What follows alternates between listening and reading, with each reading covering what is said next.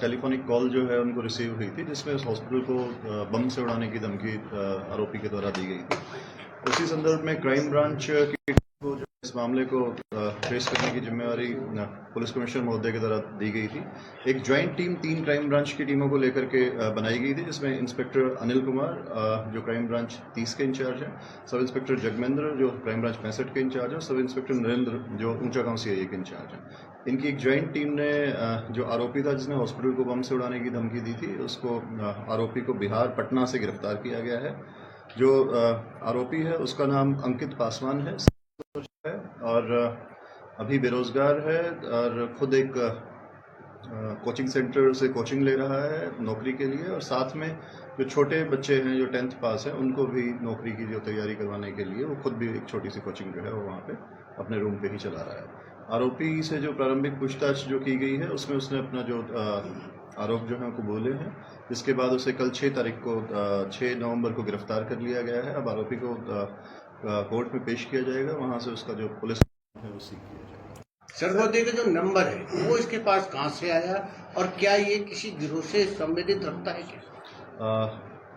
किसी भी गिरोह से इसका किसी प्रकार कोई संबंध जो है उसका नहीं है। जो आरोपी के पास सर्वोदय हॉस्पिटल का जो नंबर है वो उसने इंटरनेट से जो हॉस्पिटल के रिसेप्शन का नंबर लिया था, और रिसेप्शन पे कॉल करने के बाद उसने एक पर्टिकुलर डॉक्टर का नंबर जो है वो हॉस्पिटल से मांगना चाहा था। जब हॉस्पिटल की जो रिसेप्शन पे जो बात कर रहे थे उन्होंने जब नंबर देने से मना किया तो इसने आवेश में आकर के हॉस्पिटल को जो है वो बम से उड़ाने की धमकी दी। और पूछताछ में जो सामने आया है कि ये जो है इसकी अभी शादी नहीं हुई है, और जो इसकी फियांसे है, इसकी जो सगाई जिससे हुई है उसकी जो मदर है वो इस हॉस्पिटल में एडमिट रही इस महीने अक्टूबर तक, और अक्टूबर में वो डिस्चार्ज हो गई थी। डिस्चार्ज के बाद वो किसी दूसरे हॉस्पिटल में उपचाराधीन थी जहां इसकी जो है वो मृत्यु हो गई थी। उस बात से वो आहत था तथा अपनी जो फियांसे है उसके ये बताने के ऊपर इसने हॉस्पिटल के पास जो है वो फ़ोन किया, और उसके अपनी जो फियांसे के सामने प्रभाव जमाने के लिए उसने हॉस्पिटल में फ़ोन करके धमकाने का प्रयास किया, और उसी दौरान इन बिटवीन इसने उसको हॉस्पिटल को धमकी दी कि मैं बम से हॉस्पिटल को उड़ा दूंगा। आपकी माने तो जो है ये नाराज था वहाँ पर जो इसकी माता जी जो वहाँ एडमिट थी उसको लेकर?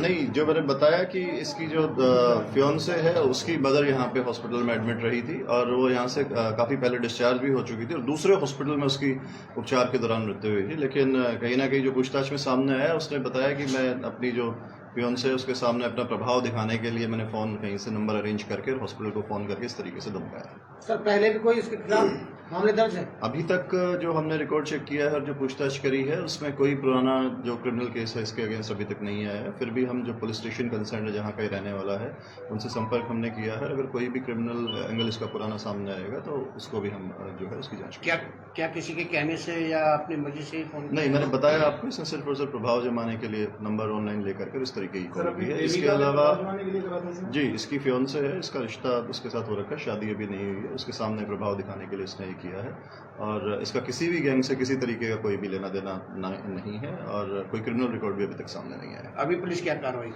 आरोपी को गिरफ्तार कर लिया गया है माननीय न्यायालय में पेश करके, और अब वहाँ से इसका पुलिस रिमांड सीख किया जाएगा। रिमांड के दौरान सख्ती से पूछताछ की जाएगी, और जो सिम कार्ड और मोबाइल जो उसने यूज़ किए थे वो बरामद किए जाएंगे। सर आरोपी के साथ और भी कोई अकेला ही? नहीं, ये अकेला है जिसने कॉल किया।